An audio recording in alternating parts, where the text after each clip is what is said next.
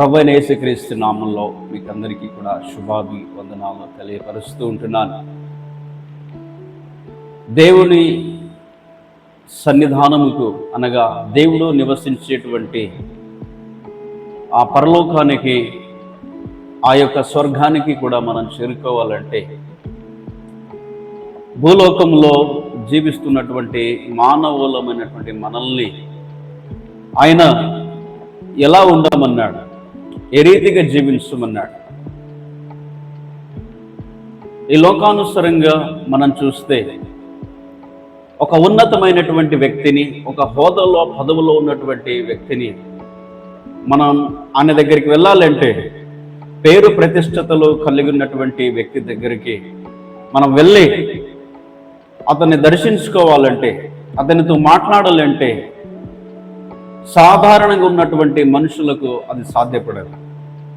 ఎందుకంటే ఒక హోదాలో, ఒక పదవిలో ఉన్నటువంటి మనుషుల్ని మనం కలుసుకోవాలంటే అది అంత సులభము కాదు, అంత ఈజీ కాదు. అయితే వాళ్ళని కలుసుకోవాలంటే, వాళ్ళతో వెళ్ళి మనం మాట్లాడాలి అంటే మనం కూడా వారంతటి వారమే ఉండాలి, వాళ్ళంతటి వారమే ఉండాలి. మనం కూడా అలాంటి హోదాలో ఉండాలి, లేదంటే మనం కూడా అలాంటి పేరు ప్రతిష్టతలు కలిగిన వారమైనా ఉండాలి. సో అలా ఉంటేనే మనం వెళ్ళి వాళ్ళతో మాట్లాడగలము, వాళ్ళతో కలిసి కూర్చోగలము.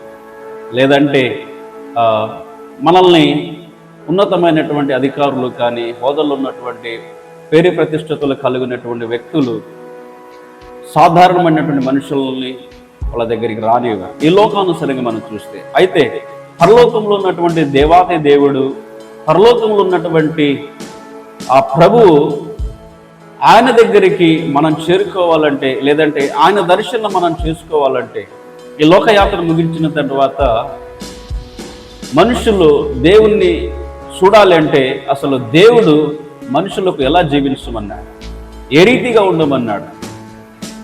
సో వాక్యం సెలవిస్తూ ఉంది.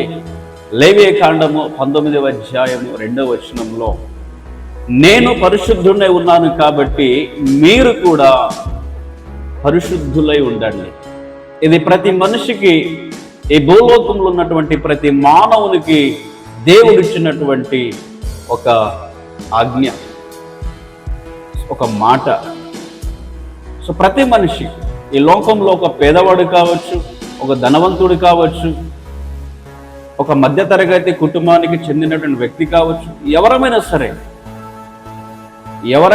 ఈ లోకంలో ఒక దేవుణ్ణి మనం, ఈ లోకయాత్ర ముగించిన తర్వాత దేవుని మనం చేరుకోవాలంటే దేవుడు ఈ భూలోకంలో ఉన్నటువంటి మనుషులకు ఎలా జీవించమన్నాడంటే, ఆయన పరిశుద్ధుడే ఉన్నాడు కాబట్టి మనల్ని కూడా పరిశుద్ధంగా జీవించమన్నాడు. హెబ్రీయులు రాసిన పత్రిక 12వ అధ్యాయము 14వ వచనంలో ఒక వాక్యం ఉంది. పరిశుద్ధత లేకుండా ఎవరు కూడా ప్రభువుని చూడలేరు. పరిశుద్ధంగా జీవించకుండా ప్రభుని ఎవరు కూడా చూడలేరు. ఆస్తిపాస్తులు ఉన్నా లేకపోయినా పర్వాలేదు, ఈ లోకానుసరమైనటువంటి పదవులు ప్రతిష్టతలు ఉన్నా లేకపోయినా పర్వాలేదు, ఈ లోకానుసరమైనటువంటి వస్తువాహనాలు ఉన్నా లేకున్నా పర్వాలేదు, ఈ లోకానుసరమైనటువంటి సుఖభోగాలు ఉన్నా లేకున్నా పర్వాలేదు, కానీ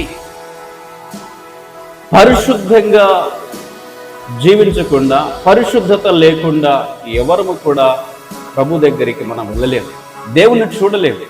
సో దేవుడు ఏమై ఉన్నాడంటే, మొదటిగా పరిశుద్ధంగా ఉన్నాడు. సో ఆయన పరిశుద్ధంగా ఉన్నాడు కాబట్టి మనల్ని కూడా ఆయన పరిశుద్ధంగా ఉండమన్నాడు. సో ఈ లోకంలో ఎవరు పరిశుద్ధంగా ఉన్నారు? సో మొదటి పత్రిక పేతురు 1వ అధ్యాయం 14వ వచనం కూడా, నేను పరిశుద్ధంగా ఉన్నాను కాబట్టి మీరు కూడా పరిశుద్ధంగా ఉండండి అన్నాడు. సో ఎవరు పరిశుద్ధంగా ఉన్నారు? సో దేవుడు పరిశుద్ధంగా ఉన్నాడు. సో దేవాది దేవుడు ఆయన పరిశుద్ధుడు. యెషయా గ్రంథం 6వ అధ్యాయం 3వ వచనంలో ఆయన పరిశుద్ధుడని కోటాను కోట దూతలతో పొగడబడుతున్నటువంటి దేవాది దేవుడు. అయితే ఈ లోకములో మానవులమైనటువంటి మనకు పరిశుద్ధంగా జీవించడం సాధ్యమా? పవిత్రంగా జీవించడము మనకు సాధ్యమా అంటే ఎస్, ప్రభువైన యేసుక్రీస్తు వారు ఈ భూలోకములో 33.5 సంవత్సరాలు జీవించాడు. దేవాది దేవుడు మానవ స్వరూపాన్ని ధరించి లోకానికి వచ్చి 33.5 సంవత్సరాలు జీవించి ఈ లోకానికి ఒక సవాలు వేశాడు. ఏ సవాలు వేశాడంటే, నాలో పాపం ఉన్నదని మీలో ఎవరైనా స్థాపించగలరా? యోహాను సువార్త 8:46 ఈ మాట మనకు కనిపిస్తూ ఉంటుంది. నాలో పాపం ఉన్నదని మీలో ఎవరు స్థాపించగలరు అని చెప్పి ఈ లోకానికి ఆయన సవాలు వేశాడు. ఎస్, ఆయన పరిశుద్ధుడు, దేవుడు పరిశుద్ధుడు. ప్రభువైన యేసుక్రీస్తు వారు ఈ లోకంలో పరిశుద్ధంగా జీవించారు. మానవ స్వరూపాన్ని ధరించి లోకానికి వచ్చి ఆయన మనిషిగా జీవించారు. అదే రీతిగా పరిశుద్ధంగా జీవించాడు. ఆయన పవిత్రంగా జీవించాడు. ఆయన శోధించబడి కూడా ఏ పాపము ఆయన చేయలేదు. సైతాను చేత శోధించబడ్డాడు. మత్తయి సువార్త 4వ అధ్యాయంలో సైతాను ప్రభుని శోధించి అయినా సరే ప్రభువైన యేసుక్రీస్తు వారు ఆ శోధనలకు లొంగిపోలేదు, పాపం చేయలేదు. కాబట్టి ఆయన ఈ లోకానికి సవాళ్ళు వేశారు, నాలో పాపం ఉన్నదని మీలో ఎవరైనా స్థాపించగలరని చెప్పి. అయితే దేవుని దగ్గరికి ఈ లోకంలో జీవిస్తున్నటువంటి మానవులమైనటువంటి మనం చేరుకోవాలంటే మనం పరిశుద్ధంగా ఉండాలి. అయితే మనం ఎవరు పరిశుద్ధులం? ఈ లోకంలో ఎవరు పరిశుద్ధులు?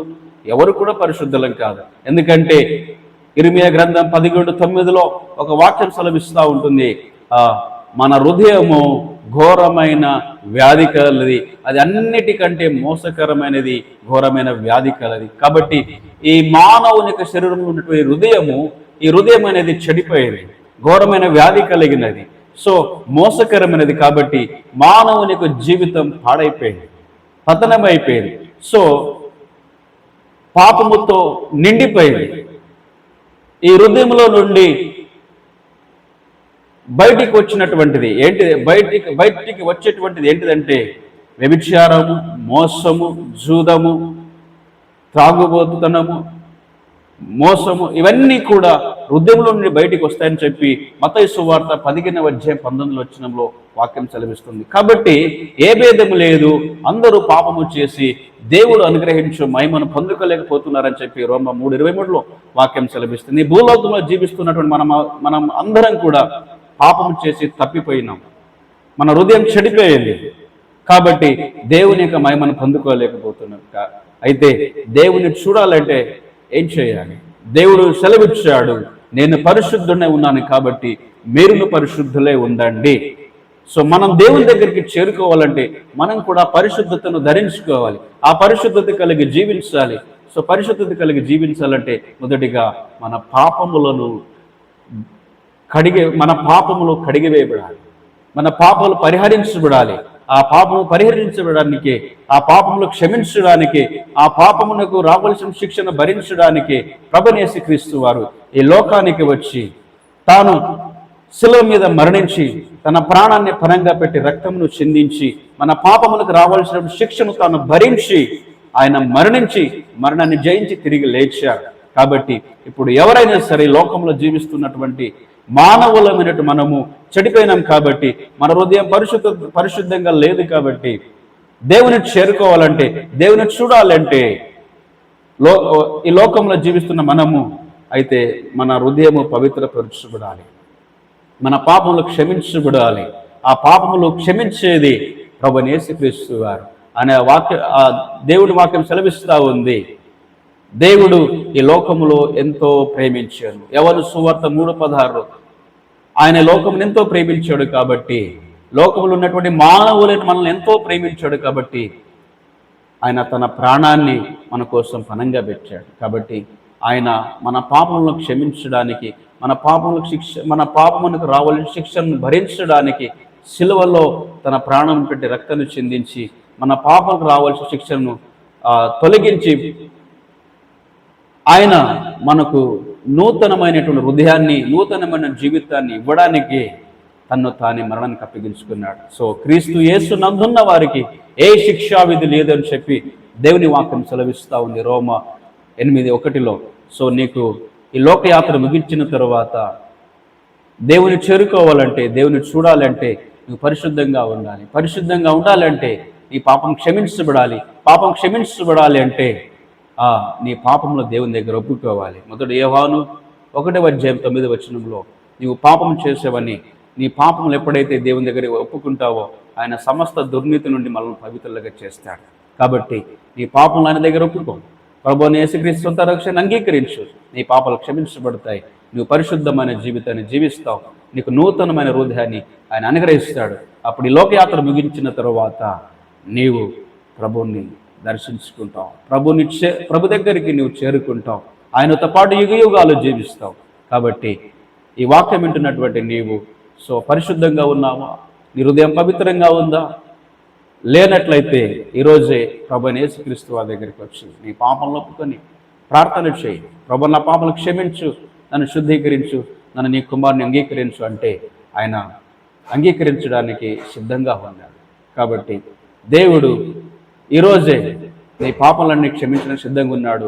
ఒప్పుకొని ఆయన కనికరం పొందుకొని ఈ లోకంలో సుఖము, శాంతి, సమాధానం కలిగి జీవించాలని చెప్పి ప్రభు పేరట వేడుకుంటున్నాను. దేవుడి వాక్యాన్ని మీరు దేవుని భద్రపరిచి నడిపించునుగాక. ఆమేన్.